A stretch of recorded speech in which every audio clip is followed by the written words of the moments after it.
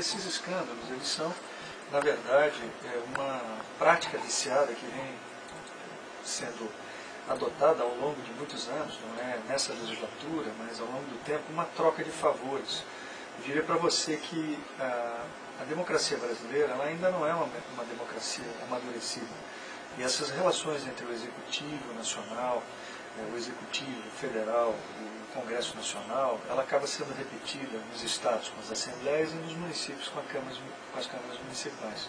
E há também uma determinada deteriorização dos valores. Valores esses os mais simples possíveis, os valores mais importantes e mais simples, como, por exemplo, os valores da família. O valor da honestidade, o valor do cumprimento das suas obrigações, da lealdade. Uma ideia, como isso é uma coisa difícil, depois de muitos anos, nós conseguimos, na justiça, e eu falo nós, porque os democratas que fizeram isso, obrigarem que os parlamentares tenham fidelidade partidária. Que, portanto, ao serem eleitos por um partido, tenham que cumprir aquele mandato naquele partido que tem um programa partidário, que tem um objetivo claro. O que acontecia com muita frequência? A troca dos partidos exatamente por uma questão fisiológica de troca de favor. Infelizmente, essa questão é uma questão que transcende aos tempos modernos, mas está na hora de mudar. Então, eu vejo com bons olhos que esteja acontecendo isso no Congresso Nacional e que a imprensa seja livre, para que possa noticiar exatamente tudo o que está acontecendo e nós possamos aí, de 4 em 4 anos, renovar e trocar aqueles personagens que são personagens que ainda atuam e estão ativados e ligados a essa prática antiga de fazer o poder pelo poder e o poder para a sua própria família, para os seus mais chegados e mais íntimos. O político hoje está com moral baixa, as pessoas acham que todo mundo é igual. Por duas razões. Primeiro, porque nós temos um presidente da República que minimiza a questão dos valores. Ele faz uma política muito pragmática, assim, muito direta. Se é bom para ele, pode ser errado, mas é bom e ele vai defender. Que é mais ou menos o que ele está fazendo nesse caso com o presidente do Senado agora.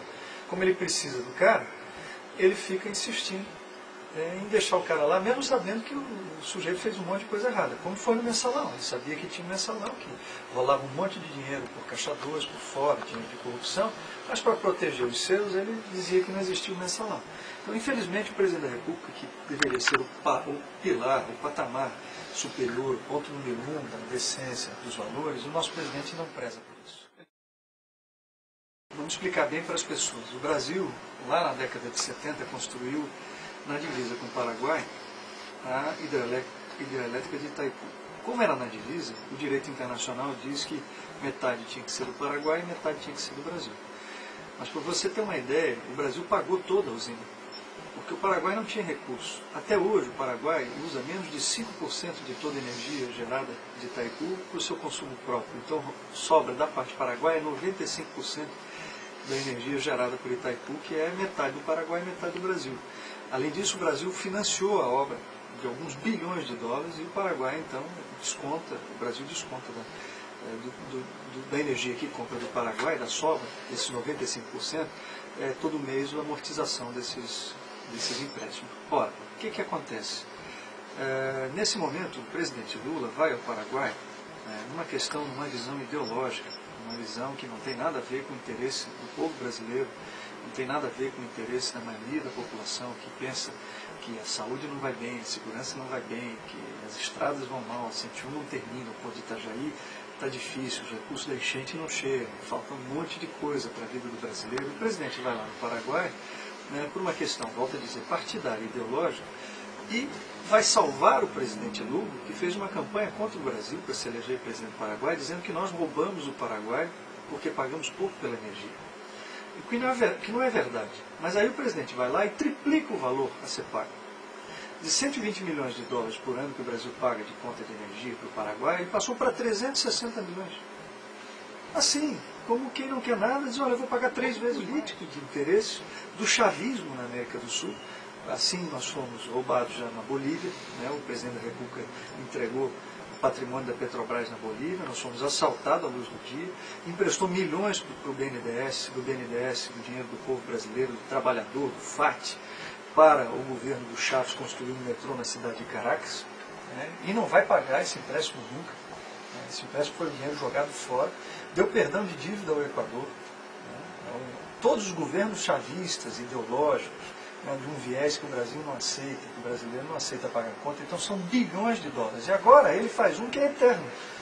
Quer dizer, se triplicar de pagar a tarifa, nunca mais vai ser rebaixado. Então, eu, você que está me ouvindo, os seus filhos, os seus netos, e aqueles que não têm netos, os netos que vão nascer vão ter que pagar essa conta. E o presidente vai lá de forma irresponsável. O que os democratas, através da presidência que eu estou exercendo nesse momento, interinamente, fizeram? Nós entramos com uma representação junto ao Tribunal de Contas da União, pedindo para que o tribunal faça imediatamente um rastreamento desse contrato que o presidente quer assinar. Esse lesa pátria, isso é contra os interesses do brasileiro. Né? Eles têm a cara de pau de dizer que não vão aumentar a tarifa, mas vão cobrar do Tesouro. E o Tesouro é o nosso imposto. A gente é que paga 40% de tudo que ganha para imposto no Brasil. E cada R$100 que o trabalhador brasileiro ganha, ele paga 40. Agora, quem ganha até 2 salários mínimos paga mais de R$55 a cada R$100 que ganha. O cartão de crédito no Brasil hoje tem 2 bandeiras só.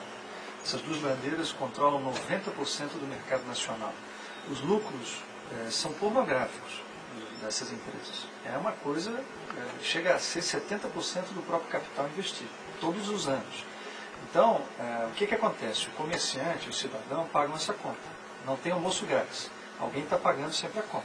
Então, quando você vai lá numa loja e vê 5 máquinas em cima da mesa de uma loja pequena, essas 5 máquinas, cada uma delas tem um aluguel em torno de R$200 por mês. Então ali já está o emprego de um funcionário que está desempregado, uma pessoa que precisaria do emprego. Por quê? Porque R$1.000 por mês custa um funcionário. Só que como tem um monopólio, eles fazem para cada cartão tem uma máquina, enquanto no resto do mundo você passa numa máquina só e universal para todos. Então não tem um aluguel. Aliás, ninguém cobra aluguel no exterior de máquina. Isso é um pedaço pequeno. Segundo, é proibido dar desconto à vista.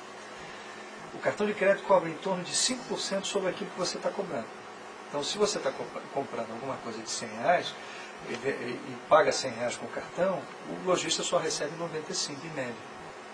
Ora, se ele pudesse vender à vista, o que é crime hoje, vender à vista, ele poderia dar esses R$5 de desconto para você.